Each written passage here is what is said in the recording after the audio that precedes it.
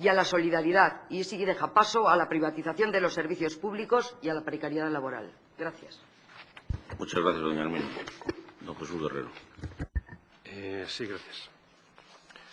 Efectivamente, esta moción conjunta entre el Partido Popular y el Partido Socialista, a la que hemos llegado, digamos, a un acuerdo, obviamente la vamos a apoyar porque estamos plenamente convencidos de que esta Constitución tiene mucho de bueno y mucho de positivo para España y para Europa.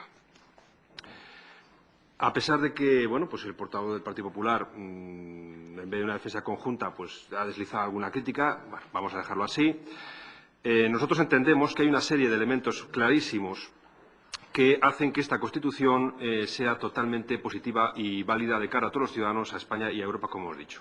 En primer lugar, porque presenta una alternativa clara a lo que es el modelo hoy en día de única potencia en el mundo, que busca resolver sus problemas, lógicamente, con la fuerza y con su imposición de sus planteamientos. La Unión Europea y esta Constitución apuesta por una alternativa muy clara a la hora de desarrollar una política internacional basada precisamente en el multilateralismo. Los derechos sociales se consagran, se confirman y quedan absolutamente garantizados sobre los que ya existían en las constituciones democráticas de los países miembros. La Unión Europea, además, no va a ser solamente un club de ricos, sino que, como se ve, es un elemento, una institución a la que se anhela ingresar, como se prueba precisamente en las constantes y continuas ampliaciones de la Unión. Ahora estamos en 25 miembros, pero próximamente iremos a bastante más. Son muchos los países, son muchas las sociedades las que desean ingresar, no solo los gobiernos, que también, sino muchas las sociedades las que desean ingresar en la Unión Europea de manera clara y contundente, porque lo ven como una isla de prosperidad, de paz y también para garantizar su futuro. Se ha hablado aquí por parte de la portavoz de Izquierda Unida que consagra las políticas neoliberales y que está en contra un poco pues, de los movimientos alternativos antiglobalización. Y que se trata de un acuerdo meramente diplomático que está exento de representatividad democrática, etcétera, etcétera. Mire, nosotros podríamos recurrir también a los cuestionarios que circulan por Internet, donde todas estas cuestiones se manipulan y se presentan de una manera muy maniquea, haciendo una encuesta en la que las cuestiones que ha señalado usted desde Izquierda Unida se ponen en un sí, en un no, y luego se suman los síes y los noes. Y digo esto porque esto está circulando por Internet y prácticamente las mismas preguntas que usted, los mismos peros que usted ha señalado son los que aparecen en esa especie de test curioso, ¿no? Y nosotros simplemente lo que hemos hecho ha sido ir mirando uno a uno esos peros. En primer lugar, déficit democrático, nos dicen. Pues mire usted, es que no estamos de acuerdo.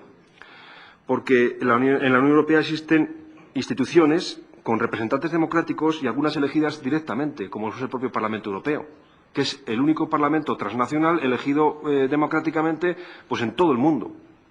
En todo el mundo. El Parlamento Europeo representa democráticamente a los ciudadanos europeos. El Consejo Europeo, a través de los representantes de los gobiernos, que son elegidos a su vez democráticamente, también representa y es democrático. El Consejo de Ministros, exactamente lo mismo. La Comisión Europea, por supuesto que también. Si además se presentan y son, como hemos visto con el comisario Buttiglione, hemos visto que ha sido rechazado en el Parlamento Europeo porque hay una investidura previa y un planteamiento de si es idóneo o no ese personaje, o esa persona, perdón. El Tribunal de Justicia de la UE también. Es decir, son instituciones elegidas democráticamente y que están respaldadas amplísimamente bajo estos parámetros. Entonces, a mí no me vale decir que es que hay déficit democrático. Siempre hay déficit democrático. En España hay déficit democrático también, si nos planteamos así. Podemos ir institución por institución. Siempre habrá que aspirar a más democracia, pero no podemos poner eso como un elemento en lo que lo enfaticemos, porque yo sinceramente no estoy de acuerdo. Y creo que conmigo bastante gente. Se habla de que se impone la privatización de la seguridad social, de la educación, de los transportes. Mire, yo creo que eso no es así.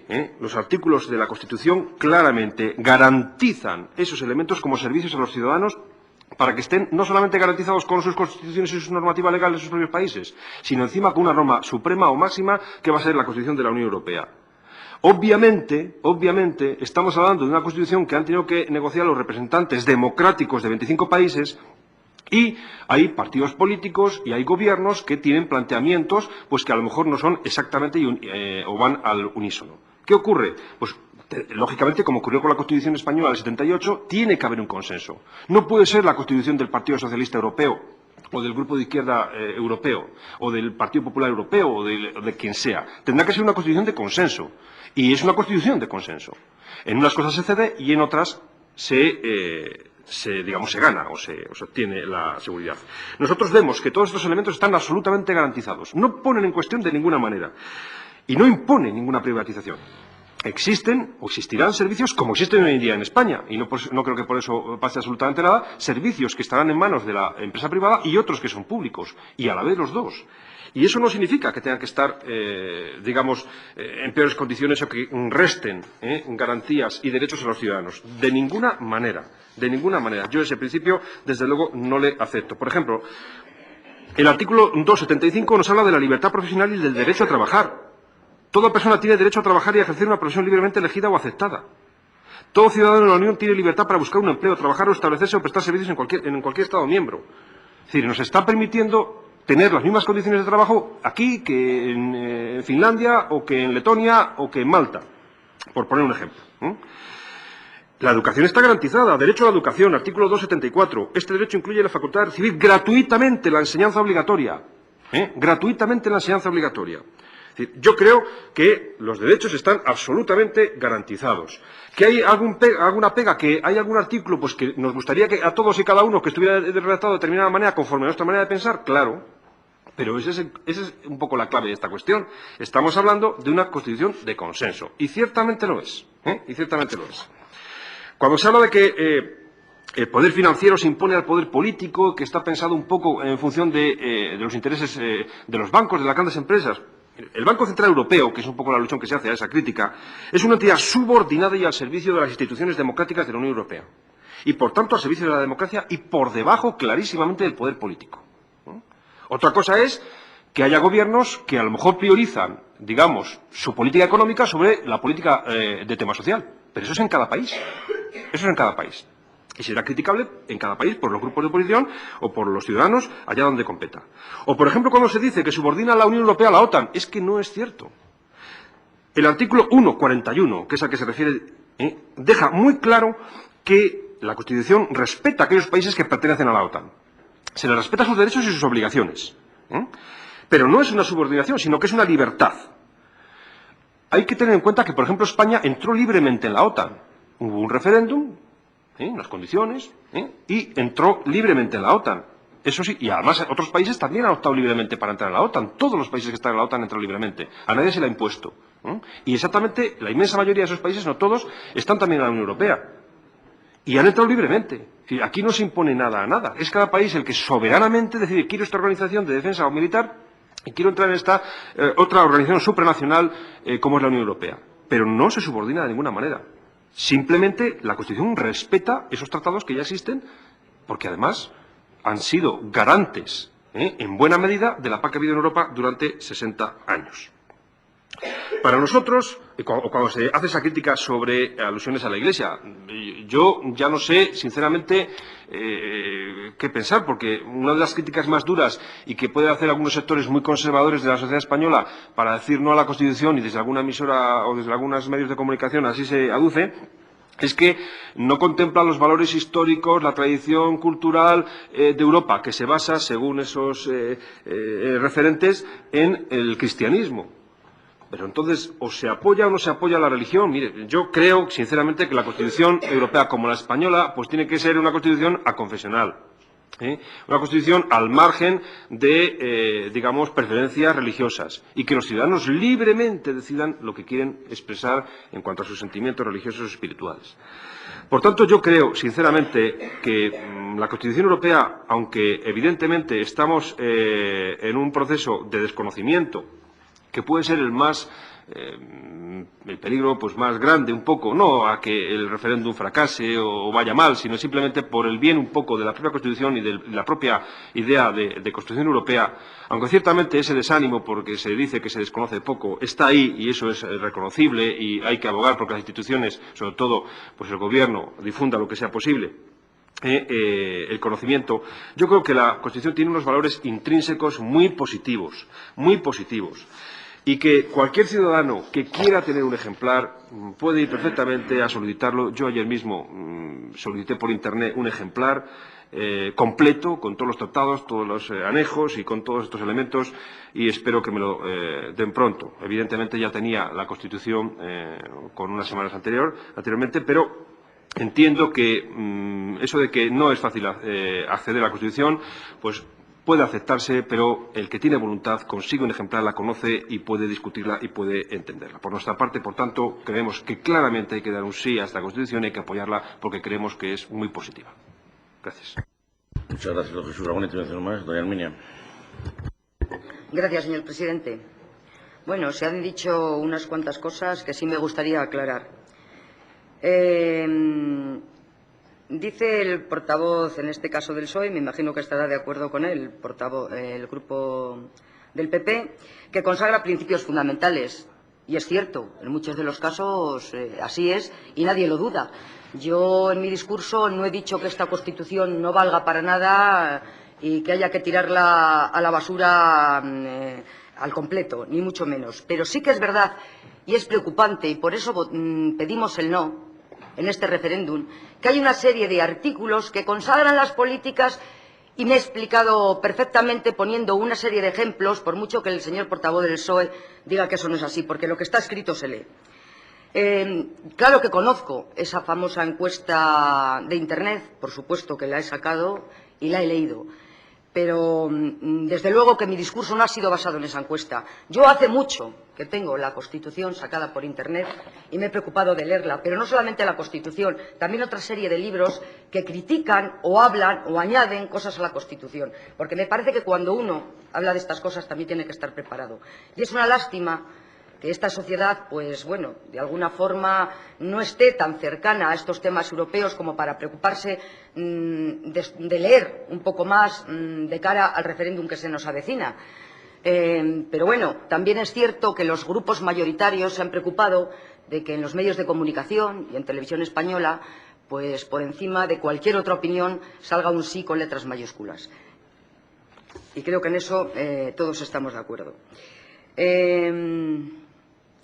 No sé cómo ha hecho referencia a uno de los artículos que había dicho yo, me parece que era sobre el tema de los conflictos de la Unión Europea, el artículo 141, que cada Estado es muy libre y que todos aceptaron pertenecer a la OTAN.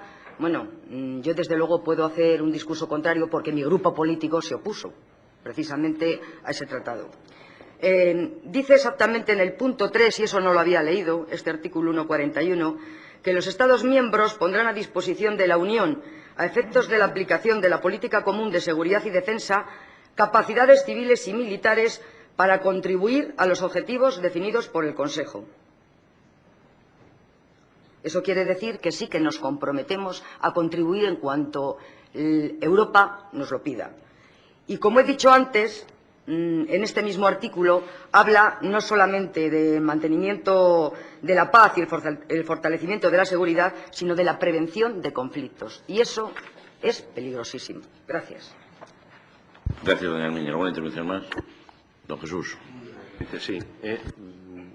El artículo 141 que usted lee ciertamente es el que se refiere un poco a coordinar las acciones de la Unión Europea con la OTAN. Pero mire, yo es que también quiero basarme un poco en la experiencia. Y la experiencia la tenemos muy cercana. En la guerra de Irak, la superpotencia mundial pidió que la OTAN participara y está constantemente pidiendo que participe. Y los europeos han decidido de manera prácticamente unánime o de manera muy amplia, por no abogar ahora en críticas de otro tipo, que no era un tema que fuera de la OTAN o fuera de la Unión Europea. Y ha habido conflictos y problemas diplomáticos o de tensión o de no entendimiento entre países de la Unión Europea y Estados Unidos precisamente por eso. Yo creo que la Unión Europea tiene una política exterior y común, una política exterior común claramente que se va definiendo, que cada vez se va conformando, que esta Constitución va a fortalecer ese papel del ministro de Asuntos Exteriores de Europa, o Mr. PES, en definitiva, como se le llama, el señor Javier Solana, y en definitiva lo que va a permitir es que precisamente la voz de Europa, que muchas veces ha estado disgregada, conflicto de Yugoslavia, por ejemplo, o los varios conflictos de Yugoslavia, el de Kosovo, etcétera, etcétera, y que tantas veces, repito, ha estado disgregada, vaya cada vez haciéndose oír con más fuerza, con su propio criterio, que es un criterio que se basa en el sentido común europeo, que vemos la vida de una manera diferente a cómo se ve al otro lado del Atlántico. Y yo creo que esto es un contrapoder. Y yo creo que lo que usted ve con la prevención, que yo comprendo, que tiene sus razones también para verlo por muchos planteamientos de hace mucho tiempo, yo quiero verlo desde un punto de vista optimista, porque la prueba actual del conflicto de Irak nos demuestra que la Unión Europea puede y debe ser un contrapoder al unipolarismo que existe hoy en día en el mundo. Y esta Constitución lo garantiza, y yo estoy, mi partido y nosotros estamos convencidos de que garantiza, por eso, más la paz, no solamente en Europa, sino en el mundo. Gracias. Gracias, don Jesús. Don José Antonio Rubio. Muy brevemente, por puntualizar dos aspectos. Don Jesús, en mi intervención no percibo a usted ninguna crítica, porque lo único que he manifestado, y creo que todos estamos de acuerdo, es que hay un gran distanciamiento en las decisiones, o lo que siente la ciudadanía en general por las decisiones de la Unión Europea. Y en otro orden de cosas es que la Constitución Europea pues es prácticamente desconocida por todos los españoles. Yo creo que no es una crítica, es una realidad, y es una realidad que yo creo que todos los partidos estamos de acuerdo en que debemos intentar corregirla, difundiéndola, explicándola, e intentar que todos los ciudadanos pues se lean, la verdad, el texto, que es duro, ¿no? Las cuatro partes de esta Constitución pues es complicado leérselas y exigen un esfuerzo importante. Y en cuanto a doña Herminia, le digo que estamos de acuerdo que, como le he dicho antes, que no es un texto perfecto, pero eso lo reconocemos todas las fuerzas políticas, que se puede mejorar en muchos aspectos, y yo creo que es responsabilidad de los gobiernos intentar que este texto vaya mejorando y que las conclusiones o las consecuencias del texto beneficien, en este caso, a nuestro país. Y, en segundo lugar, como dice usted, el desconocimiento, también estamos de acuerdo, como le he dicho anteriormente, pero no podemos estar de acuerdo en que se pida el no por las políticas neoliberales que augura usted con privatizaciones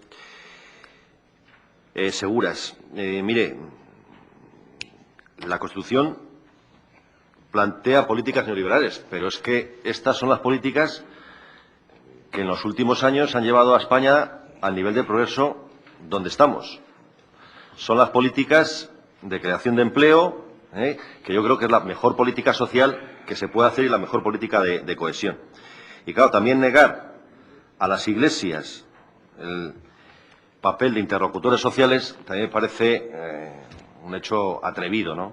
Yo creo que no se les atribuye un papel de injerencia, pero el que sean interlocutores, yo creo que su papel está claro, es evidente, y son interlocutores sociales en todos los países. Muchas gracias. Muchas gracias, don José Antonio. Doña Herminia.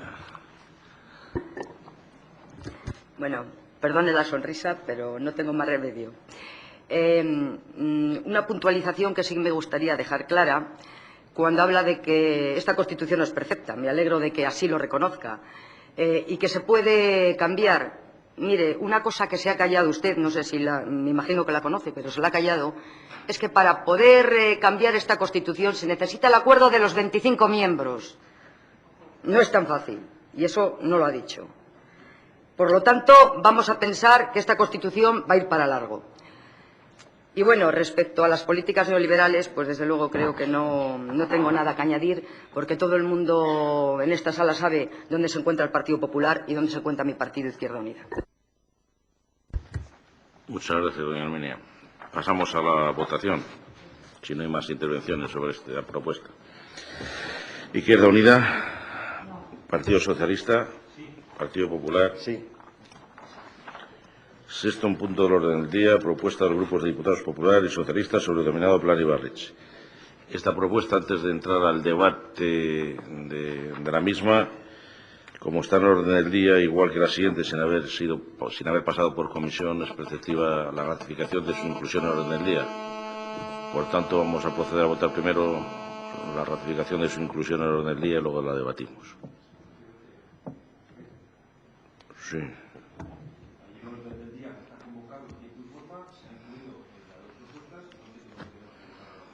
Porque lo dice, no, yo no he dicho urgencia, no, Jesús, no he dicho urgencia, porque lo dice el reglamento de organización y funcionamiento de las corporaciones locales, que en el orden del día se podrán incluir, a propuesta del presidente, algún punto sin que haya sido debatido previamente por las comisiones, pero antes de su debate deberá ser ratificada su inclusión en el orden del día. Simplemente porque lo dice el reglamento, no por otra razón.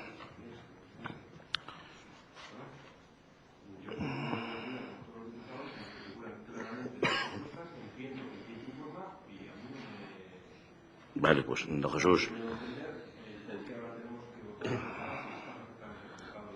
Don Jesús, yo solo acabo de explicar, pero visto que no lo entiende, usted tiene la posibilidad de votar sí, votar no, va a abstenerse en la votación, pero vamos a proceder a la votación. Venga, don Jesús.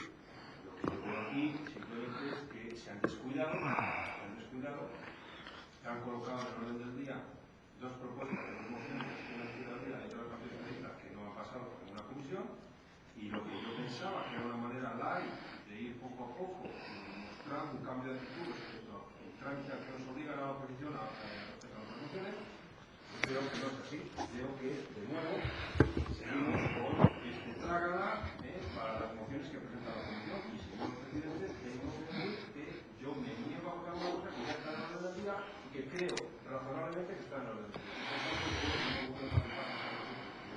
Me parece que está complicado. Que es el derecho en este caso de la oposición. Si ustedes no se han dado cuenta o no han querido vayar al planteamiento respecto a las mociones de la oposición, ustedes sabrán, pero eso está convocado en orden y entiendo de esta forma, y a mí no me, permítame usted, no me va a hacer votar una cosa que yo creo que estoy convocado para esta sesión con este punto. Mire, don Jesús, aunque la verdad es que en este punto, si es que no cabe ni debate, y yo creo que le he dado la palabra 3 veces, yo lamento profundamente que los años que lleva usted concejal y diputado provincial no conozca el reglamento de organización y funcionamiento de las administraciones locales y que al cumplimiento del mismo le llame usted trágala. Bueno, pues el Partido Socialista al cumplimiento de la ley y del reglamento le llama trágala, eso es su opinión y usted puede pensar, llamarlo, votar y hacer lo que considere oportuno.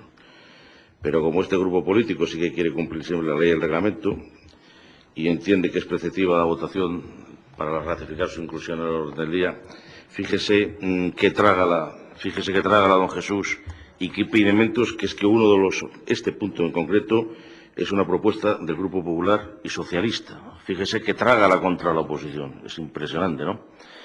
Y la verdad es que lamento profundamente el desconocimiento del reglamento básico de funcionamiento de las corporaciones que tiene usted. Y además, no solo su desconocimiento, sino que de ese desconocimiento haga usted bandera de oposición y de una forma demagógica. Puede usted abstenerse de votar o puede hacer usted lo que quiera conveniente. Pasamos a la votación para ratificar la inclusión en el orden del día del punto número 6, que es propuesta de los grupos de diputados populares y socialistas sobre el denominado Plan Ibarretxe. No me he dado cuenta, estamos en la votación. En el siguiente punto del orden del día, que también habrá que votar ratificación, tiene usted el doble tiempo y habla lo que crea conveniente. Izquierda Unida, su voto. A favor de su inclusión, sí. Partido Socialista. Pues abstención, me imagino que será el señor secretario. ¿Y Partido Popular? Sí. Muy bien, pues ahora pasamos al debate de la propuesta de los grupos de diputados populares y socialistas sobre el denominado Plan Ibarretxe. ¿Alguna intervención? Don Jesús Guerrero.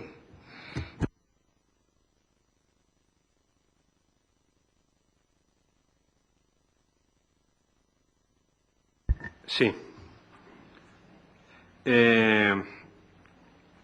Aunque ciertamente ya hemos tocado este asunto referido al llamado Plan Ibarretxe en el Pleno del 19 de noviembre del año 2003 y ya mostramos como institución y como grupo político nuestro rechazo al mismo, entendemos que es oportuno reafirmar esta postura, puesto que con la aprobación el 30 de diciembre pasado en el Parlamento Vasco de este plan Ibarretxe, culminaba en dicha Cámara el proceso que se inició por parte o a iniciativa del Lehendakari vasco hace más de 2 años, cuando presentó su proyecto de sustitución del actual marco estatutario pactado por otro de libre asociación de Euskadi a un Estado plurinacional. Ha sido un tiempo en el que el Lehendakari no ha sido capaz de aglutinar en torno a su proyecto a ninguna fuerza política o social relevante en el País Vasco, distintas de aquellas que desde el primer momento ya mostraron su apoyo. Solo en los instantes finales, el Lehendakari o el proyecto del Lehendakari recibió los votos de Batasuna, que fueron además los necesarios para aprobar dicho texto en el Parlamento.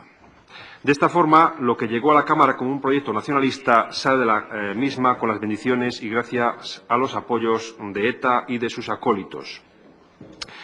El señor Ibarretxe, al presentar su proyecto, renunció a ser el presidente de todos los vascos para convertirse en el representante de la mitad de ellos. Al elaborar un proyecto que rompe con el actual marco constitucional y estatutario, renunció incluso a las normas que están en el origen de su propia legitimidad. A lo único que no ha sido capaz de renunciar en este insensato proceso, incumpliendo además su compromiso electoral, ha sido a los votos de quienes en el debate de ese día 30 de diciembre hicieron pública su ostentación, o hicieron pública, ostentándola además, su condición de portavoces de ETA. El plan Ibarretxe ha venido así a rendir un servicio a una organización ilegal que ha adquirido un protagonismo del todo punto intolerable. El resultado no puede ser más reprochable. El plan del Lehendakari Ibarretxe ha recibido el apoyo de los violentos y el rechazo de quienes sufren la violencia.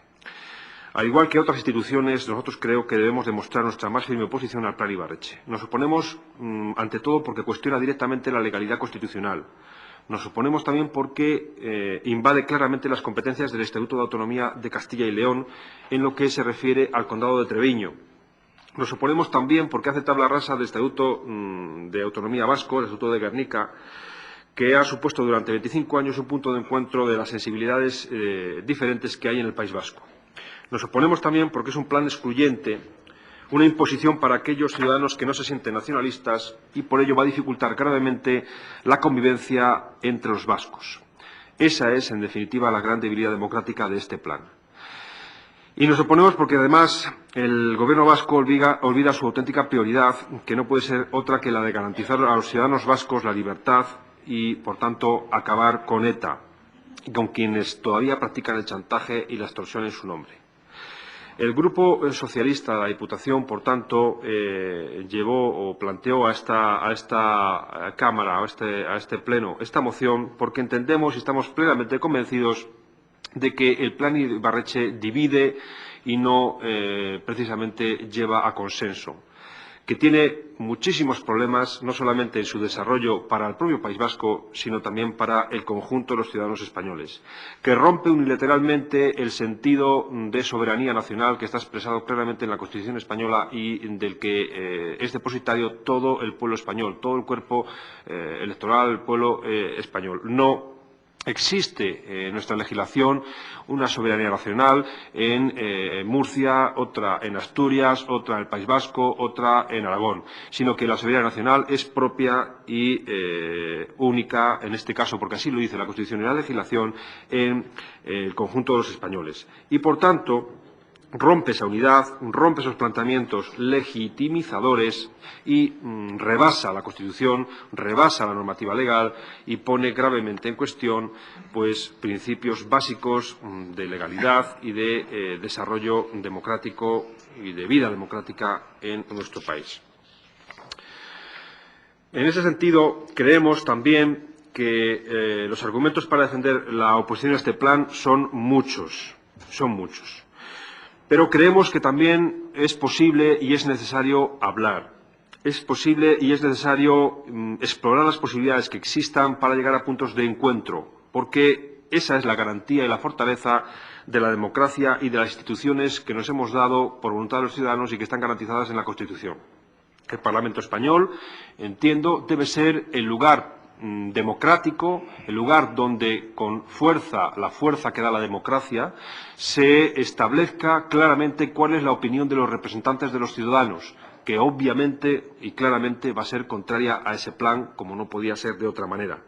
Por tanto, no al plan, sí al debate del mismo y sí al diálogo para hacer ver que con fuerza democrática y con fuerza de diálogo y de razón se puede perfectamente estar en contra de ese plan y defender el ordenamiento legal y constitucional de nuestro país. Por ello, creemos que las reglas del juego se deben de basar, tal y como establece la moción, en el respeto a la Constitución, el diálogo, el debate y el consenso como única forma posible de culminar con éxito las reformas que se plantean en los estatutos de autonomía, incluido del País Vasco, y como señala nuestra moción. Gracias. Muchas gracias, don Jesús. Doña Herminia.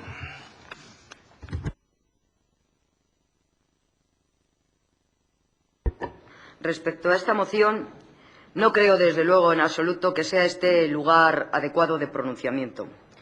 Corresponde, como bien ha dicho el portavoz del Grupo Socialista, al Congreso de los Diputados y no a la Diputación de Palencia pronunciarse sobre este tema. Así como no puedo creerme que insten al Parlamento vasco a su inmediata retirada cuando es un órgano soberano de representación del pueblo vasco elegido democráticamente, hecho aparte de la reivindicación que hacemos sobre el Condado de Treviño. Es precisamente si damos oportunidad de debate en nuestro Parlamento cuando se pueden dirimir estas y otras cuestiones que nos preocupan tanto a ustedes como nos preocupan a nosotros. Esta moción se basa en una decisión adoptada por mayoría en el seno de esta institución, como también ha dicho el portavoz del PSOE, en noviembre del 2003, con el único voto en contra de Izquierda Unida, porque mi grupo presentó una moción alternativa con nuestra propuesta de federalidad, que se denomina federalismo de libre adhesión, y que desde luego fue rechazada por todos ustedes. Izquierda Unida dijo en aquel entonces, y sigue diciendo ahora, no al plan Ibarretxe. Eso que quede claro por encima de todo.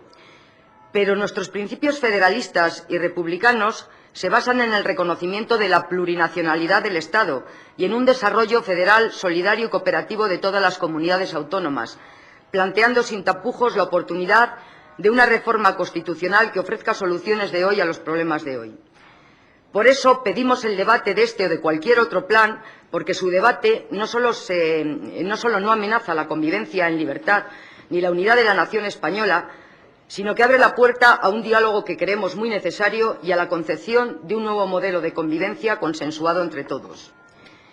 Y yo, desde luego, no puedo votar a favor de la moción que presentan los dos grupos, porque sobre el tema del debate no aparece en ninguno de los puntos, a pesar de que el señor portavoz del PSOE sí que lo ha incluido en su discurso. Gracias.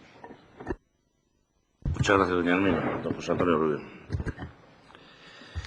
Bueno, esta es una moción que no por reiterada es menos necesaria. Como se ha dicho aquí, el 19 de noviembre del año 2003 ya se trajo una moción similar que ponía de manifiesto la necesidad de rechazar el plan Ibarretxe por lo que suponía de atentado contra el marco constitucional y la unidad de España. Hoy volvemos a traer esta moción, que ha sido consensuada entre el Partido Socialista y el Partido Popular, y que quiere poner énfasis, sobre todo, en que aquel proceso que se inició ya hace 2 años, pues en lugar de ir mejorando, yo creo que ha ido a peor, y la culminación ha tenido lugar el día 30 de diciembre, en el cual el Parlamento Vasco aprueba el plan, pero con un agravante, que es la utilización de los votos de Batasuna, que, como todos conocemos, pues son socios de los violentos, son socios de ETA. Y esto es algo que, desde nuestro punto de vista, todos los ciudadanos debemos rechazar. Dice doña Herminia que no es el lugar adecuado a la Diputación de Palencia. Mire, pocas mociones referentes a ámbito estatal están tan legitimadas como para discutirse en esa institución. Estamos hablando de la unidad de España. Estamos hablando del respeto al marco constitucional. Estamos hablando de respeto a la legalidad vigente. Y estamos hablando de diálogo, de ese diálogo que usted reclama, pero que rechazan quienes han elaborado el plan Ibarretxe. No ha habido diálogo y, es más, se ha dicho por activa y por pasiva que, digan lo que digan los estamentos de las Cortes, se va a tomar decisión de elaborar un referéndum y celebrar un referéndum en la Comunidad del País Vasco.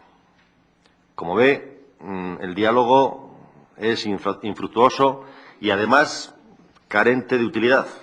Podremos estar hablando 1000 años seguidos, pero si una de las partes ya ha tomado la decisión de que no va a hacer caso de lo que los demás grupos políticos representados en el Estado decidan, pues, como puede comprender, el diálogo no sirve o va a servir para muy poco, en contra de lo que todos pensamos.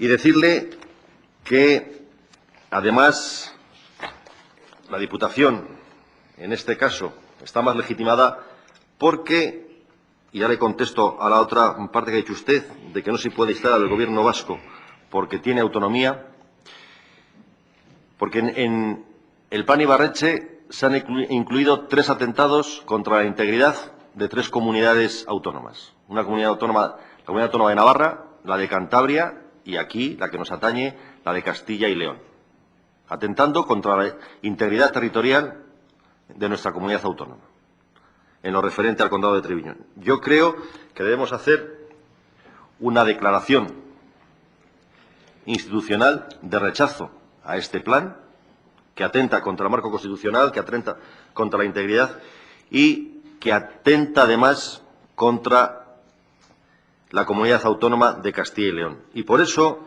en el consenso que hemos llegado los 2 partidos, se establece que la Diputación de Palencia manifieste su firme oposición al plan Ibarretxe, porque atenta directamente contra nuestro ordenamiento constitucional, instar al Gobierno de la Nación para que utilice todas las medidas legales y constitucionales a su alcance para rechazar el plan Ibarretxe, ya que es una iniciativa ilegítima y, además, inconstitucional en su contenido, instar al Parlamento vasco a la inmediata retirada de la propuesta de reforma del Estatuto Político de la Comunidad de Euskadi, en tanto que representa una clara agresión a la Comunidad Autónoma de Castilla y León, y la Diputación de Palencia expresa su apuesta por el respeto a la Constitución, el diálogo, el debate y el consenso como única forma posible de culminar con éxito la reforma de los estatutos de autonomía.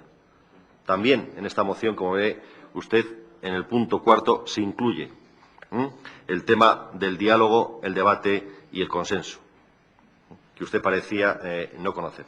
Por eso nosotros apoyamos esta moción y cuantas se propongan para rechazar el plan, que en este caso ha sido apoyado, además, por un partido que está basado en su apoyo a las bandas terroristas ETA. Muchas gracias.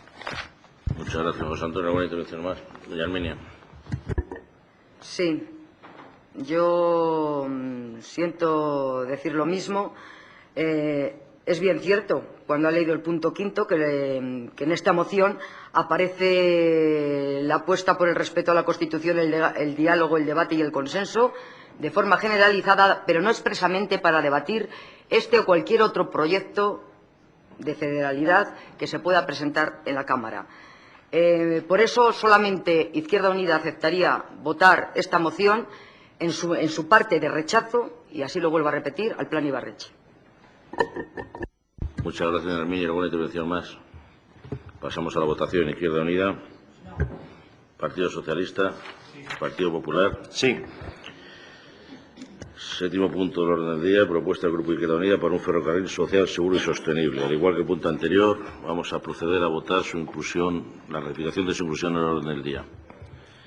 Doña Arminia. Sí, yo es que quería, cuando le había pedido la palabra, que dice que no me vio, es que quería apoyar precisamente las palabras del Grupo Socialista en este caso, porque a mí me parece que también, que con todo el respeto al ROD, yo entiendo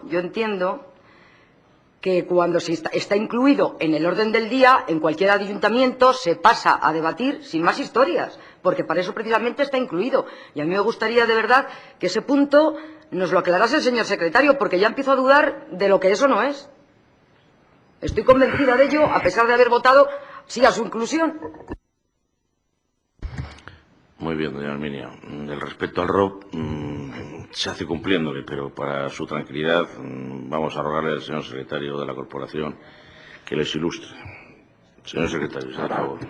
Bueno, me limitaré a leer los artículos, los párrafos, los puntos 2 y 3 del artículo 82 del RO, donde se dice, 82.2, en el orden del día solo pueden incluirse asuntos que hayan sido previamente dictaminados, informados o sometidos a consulta de la comisión informativa correspondiente. Y en el punto 3 añade, el alcalde o presidente, por razones de urgencia debidamente motivada, podrá incluir en el orden del día a iniciativa o propuesta de alguno de los portavoces asuntos que no hayan sido previamente informados en la respectiva comisión informativa, pero en este supuesto no podrá adoptarse acuerdo alguno sobre estos puntos sin que el Pleno ratifique su inclusión en el orden del día. Señor secretario, a la vista de la lectura de estos artículos, que es preceptiva la ratificación. Evidente. Evidente, vale. Gracias. ¿Alguna intervención más? Sí, sobre la moción. Sobre lo que quiera, doña Herminia. Bueno, primero hay que votar, perdón. ¿Está aclarado este tema o...? Sí, sí. Y yo decirle que, por ejemplo, así como hablo de otras cosas del Ayuntamiento de Valencia, creo que en el último pleno ratificamos la inclusión del orden del día de un asunto que no había sido determinado por comisión informativa, que es como se suele hacer, pero vamos, yo de verdad lamento que a estas alturas estemos discutiendo el cumplimiento del reglamento. Pasamos a la votación de la ratificación de su inclusión. Izquierda Unida, Partido Socialista, Partido Popular. Sí. Pasamos al debate de la propuesta del Grupo de Izquierda Unida sobre un ferrocarril social, seguro y sostenible. Doña Herminia tiene la palabra. Gracias, señor presidente. Bien, todos hemos asistido al inicio de una nueva etapa del ferrocarril en este país a partir del 1 de enero y creemos que bueno, pues que no es lo adecuado ni lo que interesa ni en este momento ni en un futuro, si lo que queremos es preservar un ferrocarril social, seguro y sostenible. La política de transportes, desde luego a lo largo de muchos años, ha ido en detrimento del ferrocarril y sí en el aumento de los transportes por avión y carretera, pues por aquellos intereses de compañías y de sociedades que así lo han venido haciendo y así se les ha permitido. El ferrocarril, mientras tanto, mientras ha visto este auge, con el consiguiente peligro que suponía el transporte de mercancías por carretera, el ferrocarril, como digo, se ha visto sometido a un abandono sistemático y creo que premeditado.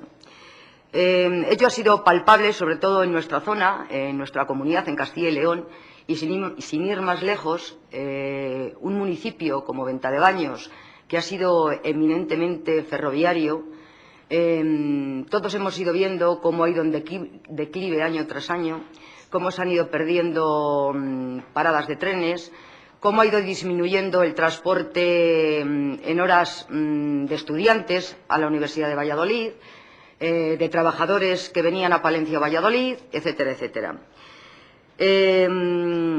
Todos sabemos también que el ferrocarril, medioambientalmente, bueno, pues es mucho menos contaminante y mucho menos agresivo que cualquier otro tipo de transporte, como puede ser el de carretera. No voy a entrar a leer toda la moción porque, bueno, pues es bastante amplia toda la exposición de motivos. Pero, desde luego, la nueva ley que comenzó el día 1 de enero y que se desarrollará posteriormente, porque aún no se ha desarrollado, plantea la segregación de infraestructuras y transporte con la consiguiente ruptura de los sistemas integrados de seguridad, que eran característicos del ferrocarril.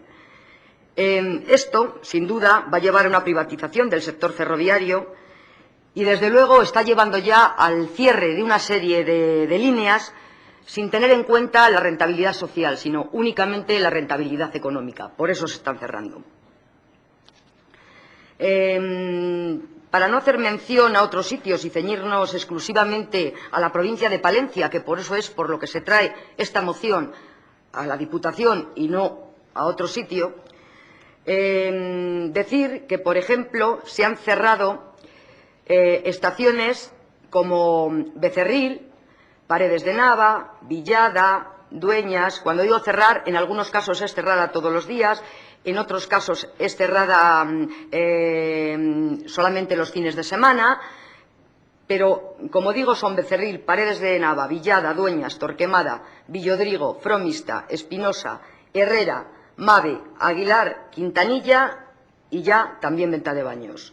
Desde hace un mes aproximadamente las taquillas se mantienen cerradas durante los fines de semana y la mayor parte de los días durante las tardes.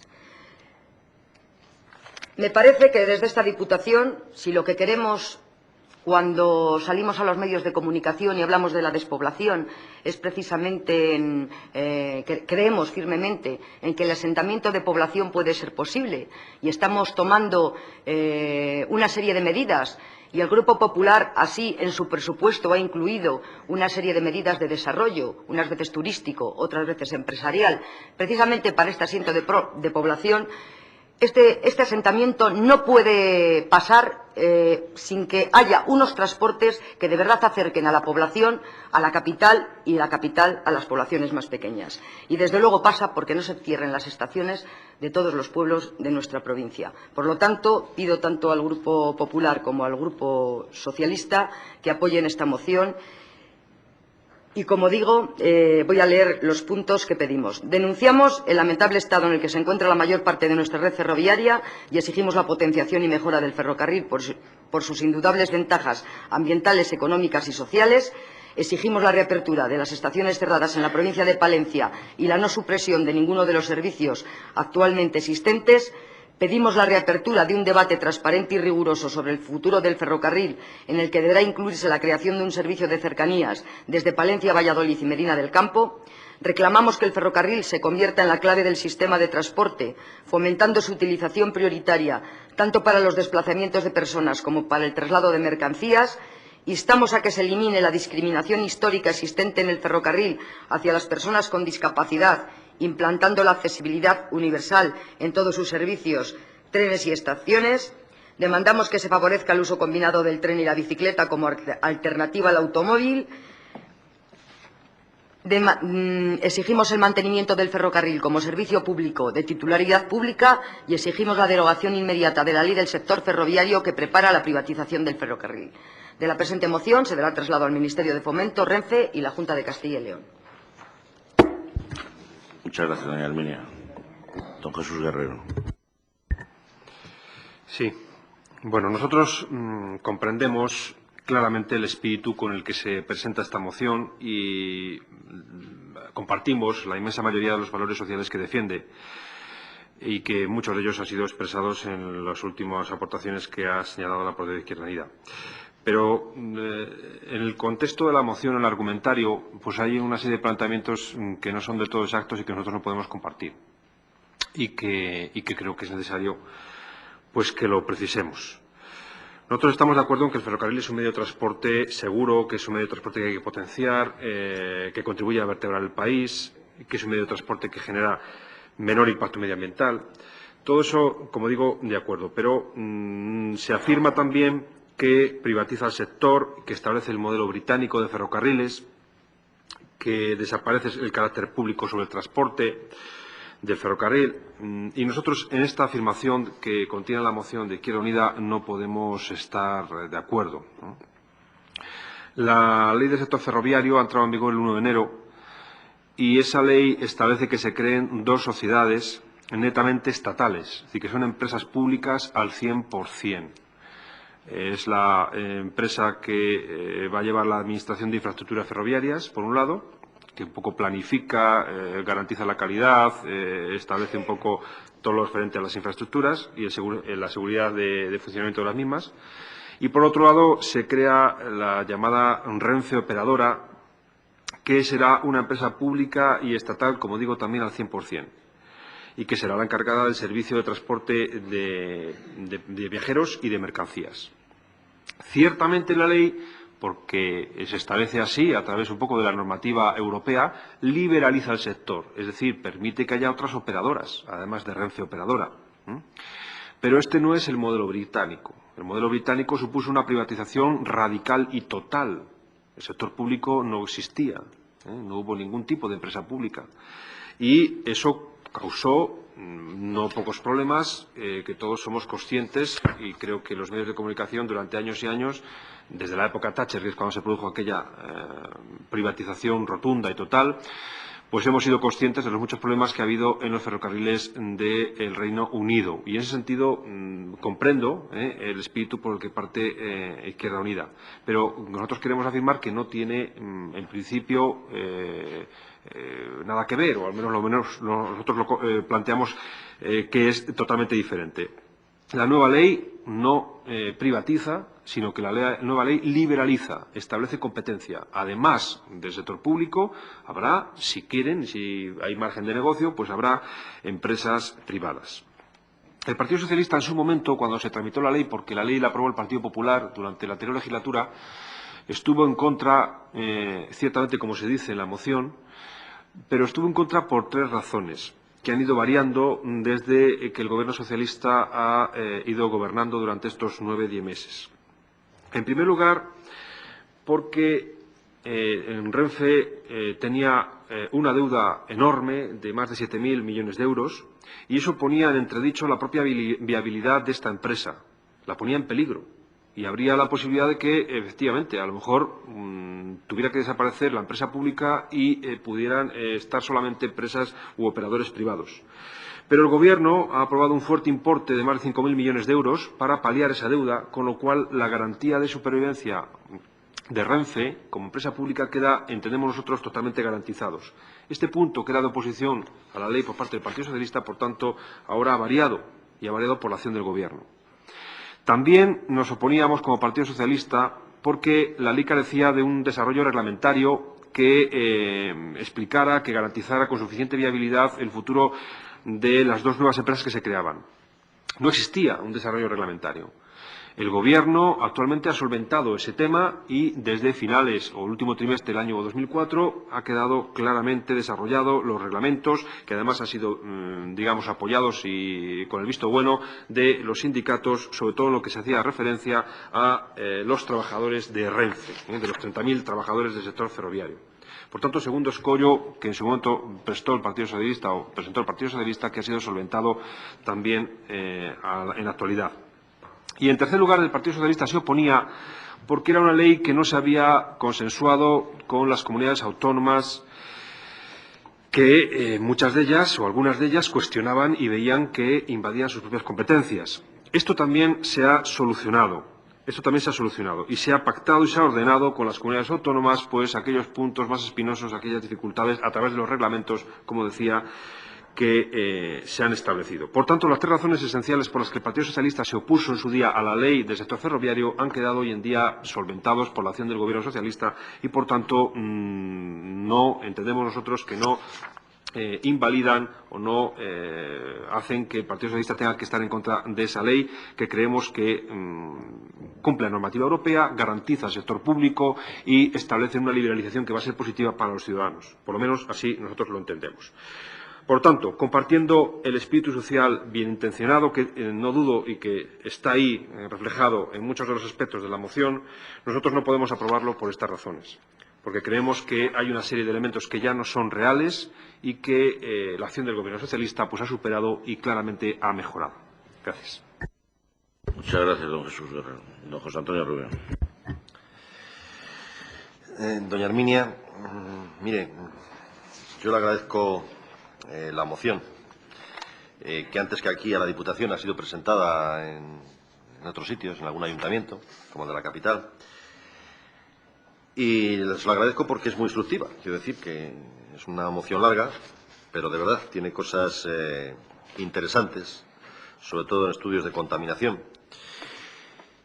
Y ya le digo que si esta moción se pudiese votar punto por punto, pues le apoyaríamos en la mayoría de ellos, porque hay cosas en las que podemos estar de acuerdo. Mire, tenemos que estar de acuerdo, no en exigir, porque ya sabe que no, el Partido Popular nunca lo hace, pero sí en instar la reapertura de todas las estaciones cerradas de la provincia de Palencia, desde hace tiempo, o la no supresión de los servicios. Estamos de acuerdo, por supuesto, y yo creo que todos los grupos así lo podemos confirmar, en la apertura de un debate transparente y riguroso sobre el futuro del ferrocarril. Yo creo que es algo fundamental para nuestra provincia. Y no podemos estar nada más que de acuerdo en reclamar que el ferrocarril se convierta en la clave del sistema de transporte, fomentando su utilización prioritaria, tanto por los desplazamientos de personas como para el de mercancías. Es algo que yo creo que todos los partidos políticos lo consideran positivo y, de hecho, en los últimos años, sobre todo en nuestra comunidad, se han dado pasos muy importantes a la hora de invertir presupuestos altos, mejorando la infraestructura ferroviaria de nuestra comunidad y poniendo o dando los primeros pasos para que el tren de alta velocidad llegase hasta Castilla y León. También tenemos que estar de acuerdo en que se elimine la discriminación histórica existente en el ferrocarril hacia las personas con discapacidad. Yo creo que es algo que todo el mundo apoya y está de acuerdo. Como no podemos estar en desacuerdo tampoco cuando se pide que se demande y se favorezca el uso combinado del tren y la bicicleta, o cuando se pida un aparcamiento de bicicletas en la estación de Palencia. Yo creo que esos son temas que todos los grupos pueden apoyar, todos los grupos, y por supuesto el nuestro, estaría de acuerdo en votarles a favor. Ahora, comprenderá usted que hay algunos temas, y usted lo ha dicho antes, todos los presentes sabemos dónde está Izquierda Unida y dónde está el Partido Popular, ¿no? Que no podemos estar totalmente de acuerdo. Y no podemos estar totalmente de acuerdo en el primer punto, donde argumenta el lamentable estado en el que se encuentra la mayor parte de nuestra red ferroviaria. Como he dicho antes, yo creo que se han hecho en los últimos años importantes inversiones en esta mejora y que el ferrocarril ha sido uno de los medios de transporte que más ha evolucionado de forma positiva. Y esperemos que este avance y este progreso del ferrocarril se siga manteniendo y las inversiones que estaban previstas se vayan realizando. Y además en el plazo previsto y establecido. También habla usted del mantenimiento del ferrocarril como servicio público de titularidad pública y la derogación inmediata de la ley del sector ferroviario que prepara la privatización del ferrocarril. El primer punto lo argumenta usted, estar en contra, porque supone una drástica merma de la seguridad.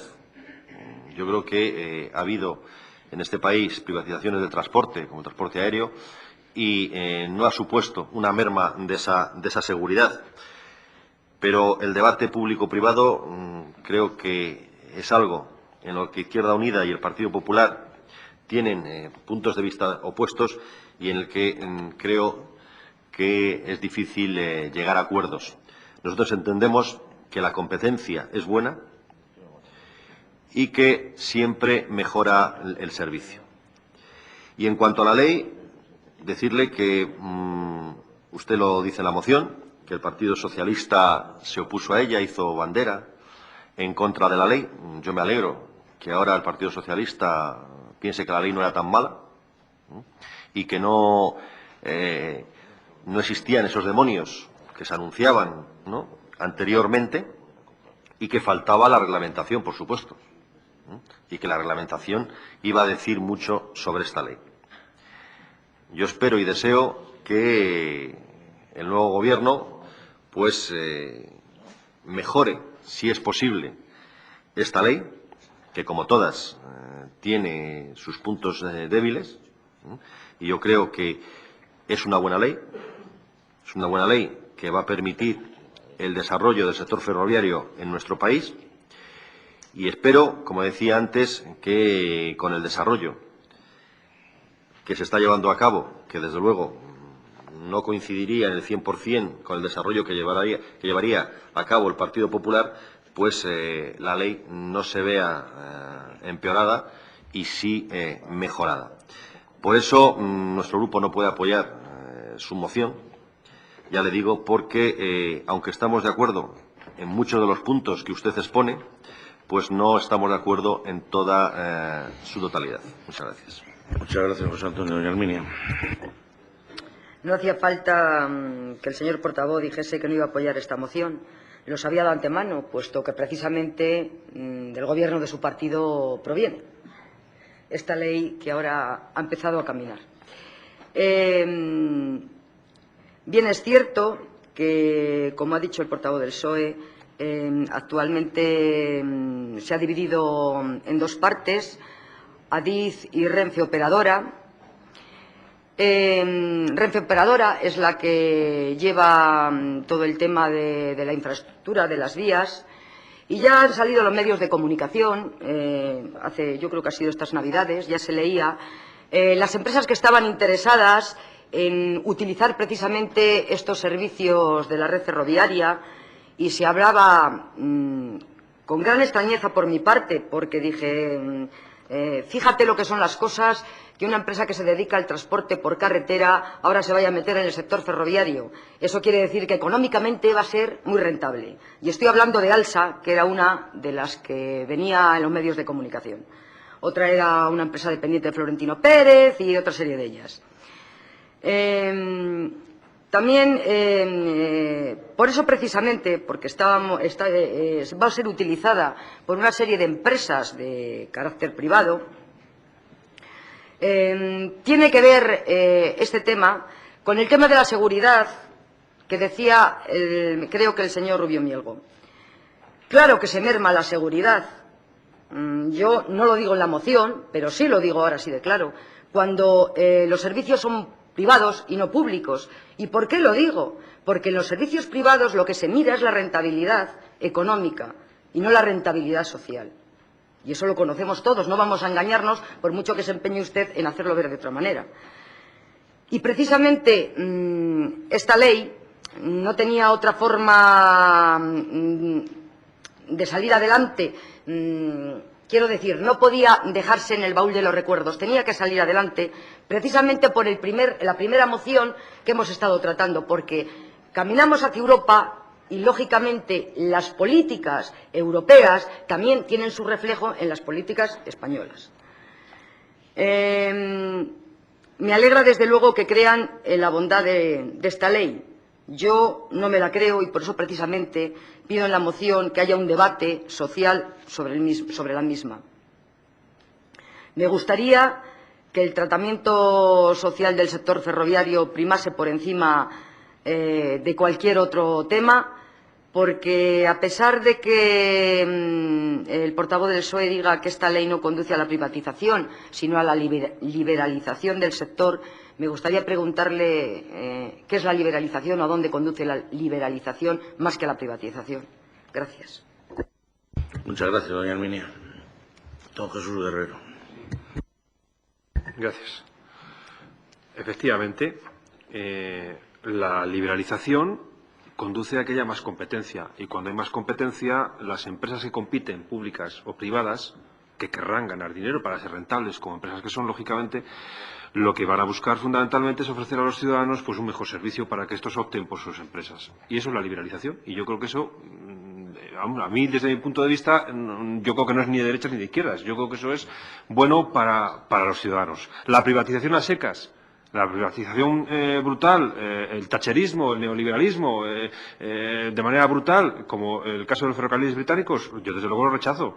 Pero es que no tiene nada que ver el desarrollo de esta ley que está haciendo el Gobierno con ese planteamiento de britanización de los ferrocarriles. Yo al menos estoy plenamente convencido de ello, tengo que estarlo además, y creo que no va a ser así. Y por tanto, entendiendo las prevenciones que desde Izquierda Unida se tiene, y yo lo comprendo, yo estoy absolutamente convencido de que no va a ser de esa manera, y por tanto el tiempo lo dirá, el futuro lo dirá, pero aún así yo veo que este desarrollo y esta apuesta que se está haciendo en España por el ferrocarril, con un incremento muy notable de los presupuestos este año, en años venideros, sobre todo para alta velocidad, pero también para cercanías y el ferrocarril convencional, pues yo creo que eso garantiza que, además pues de la carretera y además de los puertos y de los aeropuertos, pues también el ferrocarril va a estar en la primera línea como es necesario para España, para vertebrar el país y para comunicarlo con el resto del continente. Gracias. Gracias, don Jesús Guerrero. Don José Antonio Rubio. Doña Herminia, usted siempre une dos conceptos que creo que no se pueden unir, que es liberalización a menos seguridad.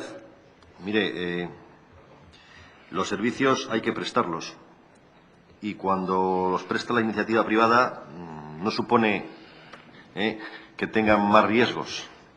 Eso no se da. Y podemos poner ejemplos cercanos. Miren, en el Ayuntamiento de Palencia el transporte público lo presta una empresa y eso no supone que tenga más accidentes. Ni aquí ni en el resto de las ciudades de España, que en la mayoría de ellos el servicio, por supuesto, lo prestan empresas privadas. Y además, la prestación por estas empresas, lo que sí está demostrado es que mejora el servicio al mejorar la competitividad. Por eso yo creo que no se pueden unir estos dos parámetros porque no es real, a pesar de lo que usted diga. Y nos podía haber hecho llegar estudios comparativos, lo mismo que nos ha hecho llegar sobre la contaminación, lo que supone de más contaminación el transporte de una persona o de una tonelada de mercancías, que por eso le decía antes que era muy ilustrativa esta moción. Yo creo que para velar por la seguridad lo que hay que hacer es que el responsable de que se preste un buen servicio, que no puede ser otro, que el Estado, aunque el servicio sea prestado por la iniciativa privada, pues garantice el buen estado de la infraestructura, que eso va a ser siempre estatal. Es decir, lo que son la vía férrea va a ser siempre estatal y ahí no va a haber competencia ni competitividad. Ahí es donde se debe hacer hincapié, donde se debe intentar que se sigan manteniendo las inversiones, que se siga manteniendo que a Castilla y León llegue el tren de alta velocidad. Ahora nos lo han cambiado y ya no es el tren de alta velocidad, es un tren de altas prestaciones, que no sabemos dónde está escrito eso y no lo desconocemos. Yo lo he estado intentando buscar, ¿no?, dónde viene definido, porque sí que venía definido en el plan de infraestructuras lo que era un tren de alta velocidad, pero el tren de altas prestaciones, bueno, que va a comunicarnos con Cantabria, pues la verdad es que no viene explicado ni explicitado en ningún sitio y sí nos gustaría conocerlo. Yo creo que ahí es donde hay que hacer hincapié, donde hay que intentar hacer un buen desarrollo de la ley, donde hay que intentar que se sigan manteniendo, como decía antes, las inversiones, donde hay que intentar que se mantengan los plazos y donde hay que intentar que el tren de alta velocidad sea pues un mecanismo de desarrollo, en este caso para Castilla y León y para nuestra provincia. Y eso, desde luego, ya le digo, doña Herminia, que no va ligado a menos seguridad. Muchas gracias. Muchas gracias, José Antonio. Doña Herminia. Muy brevemente. Desde luego que no me va a hacer participar de un discurso político que pueden mantener con el tema de la alta velocidad entre el PSOE y el PP a otros niveles. No pienso entrar. Pero sí que le aseguro que cuando los servicios los presta la empresa privada, se va la reducción de costes. Y desde luego no puede compararlo con los servicios que presta un ayuntamiento, porque los servicios que presta un ayuntamiento, por decirlo de alguna forma, están tutelados o se vigilan. No, es que es totalmente distinto. O es que Renfe, porque sea la dueña y señora de las vías por las que pasan otras empresas privadas, va a inmiscuirse en lo que esas empresas privadas hagan con sus transportes de mercancías o sus transportes de viajeros. Hombre, no vamos a tomarnos aquí el pelo unos. Terminó, doña Herminia. Muchas gracias. ¿Alguna intervención más? Pues pasamos a la votación de la propuesta de Izquierda Unida. Izquierda Unida, Partido Socialista, Partido Popular. Abstención. ¿Algún ruego o alguna pregunta? Pues levantamos la sesión. Pues Buenos días. Buenos días, doña. Tiene la palabra, doña. Es una pregunta. Ante la situación en la que se encuentran los vecinos de la localidad de Villambroz por los continuos cortes en la red de abastecimiento de agua potable debido a su precario estado, el Grupo Socialista quiere saber si desde esta Diputación se va a dar solución a tan grave problema. La Junta Vecinal de Villambroz ha solicitado por 2 años consecutivos la misma obra de abastecimiento para su localidad, obra denegada por esta Diputación ante la existencia de una deuda pendiente con esta institución. Nos consta la buena disposición de la Junta Vecinal para cancelar la deuda, pero esto no ha sido suficiente. Hasta el último momento ha intentado por todos los medios conseguir un préstamo bancario, para lo cual es necesario el visto bueno del Ayuntamiento de Villarrabé al que pertenecen. Todo ha sido inútil, ya que por todos son conocidas las malas artimañas que el alcalde de Villarrabé del Partido Popular utiliza con la Junta Vecinal de Villambroz. ¿Y cuál ha sido la consecuencia de todo esto? Sin el visto bueno del alcalde, sin el crédito bancario, sin la obra de abastecimiento de planes provinciales, los habitantes de Villambroz están ahora padeciendo las consecuencias de la obcecación y la sinrazón de un alcalde. Gracias. Muchas gracias. Doña Elisa. Gracias. Señor presidente, seré breve y concisa en mi intervención. El Grupo de Diputados Socialistas deseamos... Doña Elisa, perdón que me interrumpa. ¿Es ruego o pregunta? Una pregunta. Gracias. El Grupo de Diputados Socialistas deseamos escuchar de boca del señor presidente en este pleno la respuesta a la siguiente pregunta. ¿Qué decisión definitiva ha tomado el equipo de Gobierno en relación con la venta de la finca de Tablares? Asimismo, interesamos que ulteriormente se nos expida certificación, a ser posible literal, de la respuesta del señor presidente para su constancia y efectos. Gracias. A su pregunta, todavía ninguna decisión. A la de su compañera debe a la Diputación de Valencia, por eso no se le ha podido dar obras en planes provinciales.